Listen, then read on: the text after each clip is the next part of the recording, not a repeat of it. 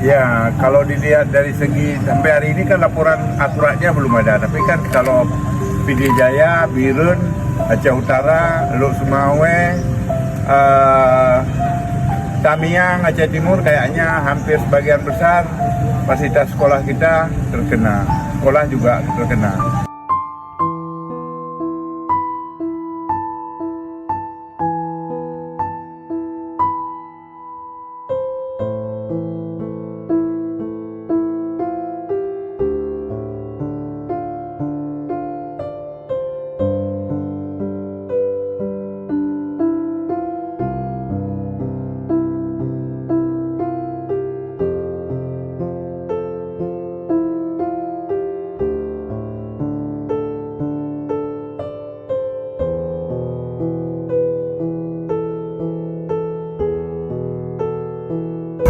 Alhamdulillah. Nah, kiblah lah. Oh ya Allah. La ilaha illallah Muhammadur Rasulullah. Coba.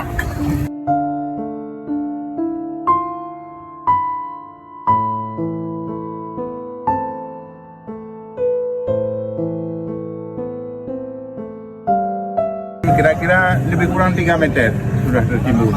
Jadi memang fasilitasnya sudah hampir dikatakan tidak bisa digunakan dalam waktu dekat. Jadi kita akan berkoordinasi dengan pihak terkait tentang apa langkah-langkah supaya proses belajar mengajar bisa terjadi dalam waktu dekat.